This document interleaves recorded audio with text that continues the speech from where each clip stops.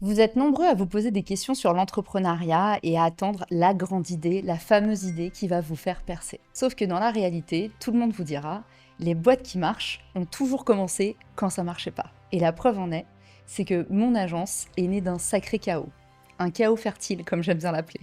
La façon dont j'ai lancé Agence Personnelle était absolument pas préméditée. À l'époque, après 9 ans aux États-Unis, je me retrouve parachutée en France en perdant mon visa du jour au lendemain. À ce moment-là, deux choix s'offrent à moi. Soit me battre pour rentrer aux US, soit profiter d'être en France à 30 ans pour prendre enfin le premier CDI de ma vie, acheter un appartement et faire ce que tous les gens normaux faisaient. Évidemment, le fait que je sois à ce moment-là chez mes parents, ça a un peu influencé mon choix, puisque ma mère m'a dit achète un appart et trouve un CDI et aie une sécurité sociale, s'il te plaît. Donc je me suis retrouvée à éplucher les offres d'emploi et très rapidement, je me suis rendu compte que c'était la même galère qu'aux US. Les vraies belles offres d'emploi, il faut les provoquer parce que le temps qu'elles soient publiées, il y a déjà 15 000 personnes sur le dossier.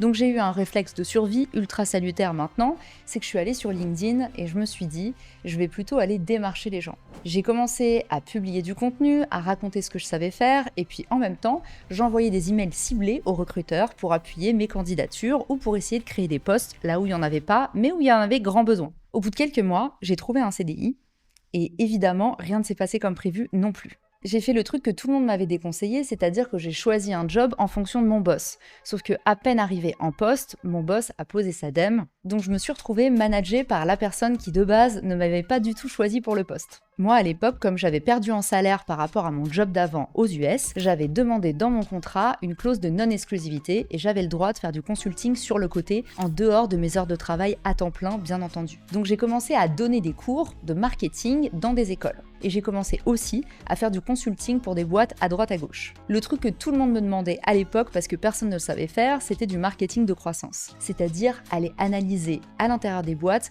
pour voir là où on perd de l'argent et là où on pourrait en gagner beaucoup plus. En fonction de ça, j'optimisais les leviers et je faisais les ajustements nécessaires. Très rapidement, en faisant ça, je me suis rendu compte que j'étais 1000 fois plus épanouie que dans mon CDI. Et rapidement, j'ai commencé à me renseigner sur l'entrepreneuriat. Là, j'ai découvert, en 2021, des tartines de contenu YouTube sur comment lancer sa boîte. Pour moi, ça a été une révélation, parce que je savais même pas qu'on pouvait être entrepreneur. Du coup, à ce moment-là, je commence à me documenter, et je me dis, c'est fou, tout ce qu'on m'avait caché pendant des années. On peut être son propre patron, on peut avoir son propre planning, on peut sortir ses idées comme ça, sans avoir besoin de 15 000 couches hiérarchiques pour opérer. C'est la grande mode de la tech, et tout le monde voulait faire ça. Donc K1KA, je passe une certification en UX et UI design et je me dis que je vais lancer une plateforme qui va faire du partenariat, qui va être comme un Tinder mais version business et qui va permettre aux entreprises de se matcher pour faire des partenariats et atteindre ensemble leurs objectifs communs. En mettant par hasard un message sur LinkedIn, là où je commençais à avoir une petite audience, je trouve mon associé au bout de 5-6 entretiens. La machine était lancée. À ce moment-là, je suis en chômage partiel et je me lance un défi, lancer la boîte pendant tout mon temps libre. Ça veut dire qu'à la fin de mes journées de travail, je commençais ma deuxième journée de travail. On prend des stagiaires pour nous aider, on bosse depuis mon salon avec Anthony. Bref, c'était un peu n'importe quoi, mais franchement, ça reste une des plus belles périodes de ma vie. Au bout d'un moment, on commence à avoir la traction nécessaire pour se dire « Ok, on quitte nos jobs ». J'obtiens donc une rupture conventionnelle avec ma boîte et à partir de là, je me lance 100% à mon compte. Je me souviens encore à quel point cette période était effrayante et à quel point je me disais que j'allais jamais pouvoir rembourser mes 1200 € de crédit par mois. Mes parents étaient complètement paniqués, même s'ils n'arrêtaient pas de me répéter qu'ils croyaient en moi, je voyais bien que tout était en train de vaciller. À côté de ça, mes potes comprenaient pas pourquoi je quittais un CDI ultra cosy pour me lancer dans un truc auquel franchement personne ne croyait. Faut dire que le premier PowerPoint et les premières maquettes de Richmaker donnaient pas du tout envie.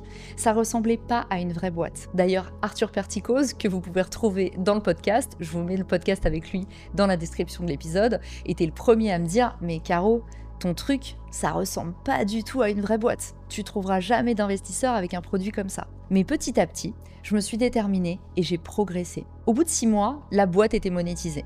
Sauf que voilà, ça se monétisait ultra lentement. Je faisais des consultings collectifs de 30 minutes pour signer des abonnements à 29 € par mois sans engagement. Dans les meilleurs mois, on faisait rentrer 3 000 € et dans les mois creux, on était plutôt entre 700 et 800. Autrement dit, même si je commençais à percer sur LinkedIn et à avoir mes 40 000 premiers abonnés, ma boîte était toujours en train de plafonner. Puis, il y a eu la vague Clubhouse. L'été de cette année-là, comme j'avais percé sur un réseau social qui s'appelait pendant le confinement Clubhouse et qui avait cartonné, je m'étais déterminée à lancer mon podcast Et en septembre, je suis arrivée avec Marketing Square qui a tout de suite eu un succès d'enfer. Au bout de 3 mois, il est nommé coup de cœur Apple Podcast, je me retrouve sur la homepage de Apple, je fais 50 000 écoutes par mois et là, je comprends pas trop ce qui m'arrive. Je suis en train de galérer à tirer Richmaker qui me rapporte pas beaucoup d'argent et qui me met dans la sauce avec mon associé. Et à côté de ça, il y a le podcast sur lequel je suis solo, je fais exactement ce que j'ai envie et les marques commencent à se presser dans mes messages privés pour pouvoir le sponsoriser. Au moment où je suis en train de douter et que je sais plus trop où je vais, je rencontre Arnaud Gazet. Arnaud Gazet, c'est le fondateur de Refer, on est mis en relation via des amis communs, et il m'explique son projet qui ressemble grandement au mien. Sauf que lui, il a déjà levé des fonds. Il a déjà une vraie boîte, il a des employés, des salariés, et à ce moment-là, il me propose d'être consultante pour Refer une journée par mois. L'idée, c'est de l'aider à structurer la communauté. Au bout de quelques mois, on s'entend tellement bien que mon CTO et moi, on décide de passer à temps plein sur Refer et de fermer Richmaker. Même si Richmaker nous rapportait un peu d'argent, c'était encore trop de contraintes par rapport à la profondeur de marché qu'on pouvait espérer. Autrement dit, la boîte n'aurait jamais vraiment cartonné. C'était une bonne idée, mais le marché était beaucoup trop petit et le business model rapportait trop peu. Alors même si c'était super dur, après avoir tourné l'idée dans tous les sens, j'ai liquidé ma première boîte au bout de à peine 1 an et demi d'activité. Mais c'est pas tout, parce que sur Refer, on a eu des tas de galères. Je peux pas vous dire à quel point cette boîte a été mon pigeon mort. À chaque fois qu'il y avait un problème, c'était carrément une malédiction, c'était incurable et insolvable. On a eu tout ce qu'on peut cauchemarder de pire dans une boîte. Une employée encore en période d'essai qui au bout de quelques semaines seulement nous met un arrêt maladie de 1 an pour burn-out tout en nous vilipendant sur les réseaux sociaux en racontant n'importe quoi. Des roulements et des conflits au niveau des équipes, avec des choses qu'on n'a pas su gérer bien jusqu'au bout. Et enfin, un gros conflit d'associés qui, je vous passe les détails, mais nous a amené à perdre les derniers 80 000 € de la société. Résultat, la boîte s'est retrouvée sur le tapis 6 mois plus tard, deuxième liquidation judiciaire. À ce moment-là, je me raccroche à ce que j'ai, c'est-à-dire des vrais revenus grâce à l'influence qui me permettent d'être indépendante de mes sociétés et de pas me rémunérer dessus. Mais aussi mon livre qui venait de sortir et qui m'apportait une superbe visibilité. Et en même temps, un freelance que je venais de rencontrer complètement par hasard qui m'avait fait des vidéos qui explosaient sur les réseaux sociaux. À ce moment-là, je fais un simple post LinkedIn pour le remercier et là, il signe des clients par paquet. Le seul problème, c'est qu'il habitait sur Toulouse et qu'il me dit « Caro, j'ai besoin d'un studio ». Et à ce moment-là, chose très positive, en fait, je venais de sortir un studio vidéo avec les revenus générés par mon podcast. Donc au moment où Clément a besoin d'un studio et que moi j'ai envie d'investir dans sa boîte parce que je vois très bien qu'il a un talent que personne n'a, à ce moment-là, je me tourne vers Arnaud et je lui dis « Écoute, je pense que c'est ça notre prochaine aventure. Je pense que agence personnelle, l'idée de Clément, ça peut être un truc de fou. » Quelques semaines plus tard, au détour d'une conférence un peu lambda à Rennes, on se retrouve tous les 3 dans un jacuzzi.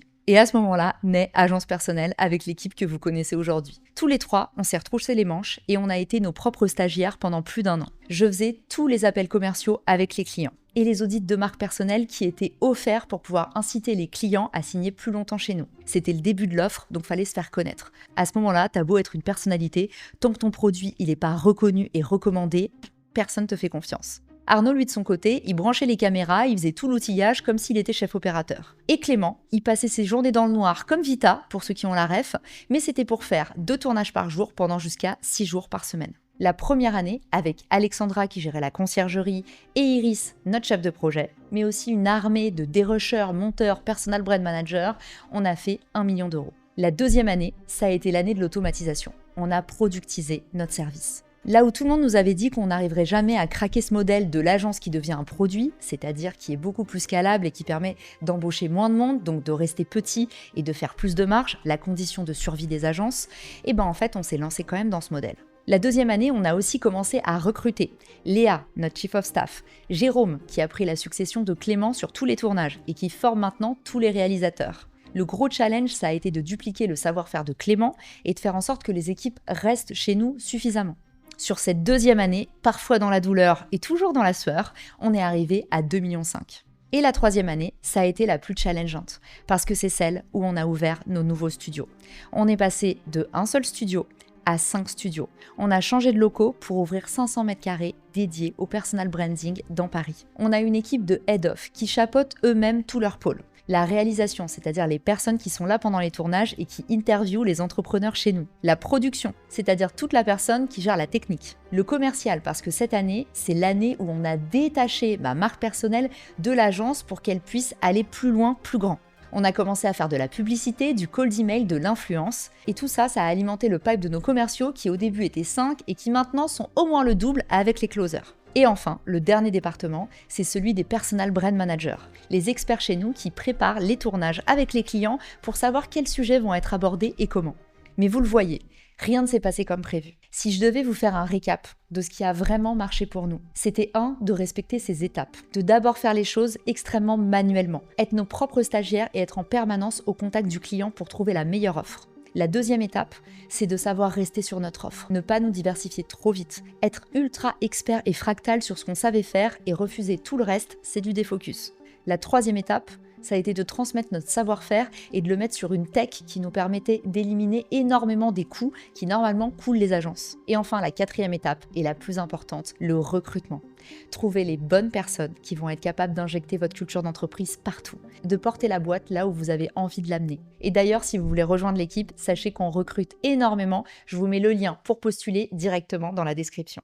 J'espère que cet épisode vous a prouvé que vous avez beau avoir planté des boîtes, que vous avez beau avoir échoué, et parfois en public, que vous avez beau avoir fait les mauvais choix, que vous avez beau avoir identifié que vous étiez mauvais à plein d'endroits, c'est pas pour ça que votre prochain projet ne va pas marcher. Et souvenez-vous aussi que l'entrepreneuriat est un roller coaster. Quand ça va bien aujourd'hui, ça ne veut pas dire que ça ira bien demain. Alors appréciez le chemin et sachez toujours pourquoi vous êtes là. Ne vous déconnectez jamais de votre foi. Je vous attends dans les commentaires pour me dire ce que vous avez pensé de ça, mais aussi me partager votre propre histoire. Je les lirai tous, c'est promis. Et en attendant, je vous donne rendez-vous mardi prochain pour un nouvel épisode de Marketing Square ou tous les jeudis en direct dans la hotline de Caro sur tous les réseaux sociaux. Ciao! Si cet épisode te plaît, tu peux le partager en me taguant ou lui laisser 5 étoiles sur Apple Podcast. Marketing Square.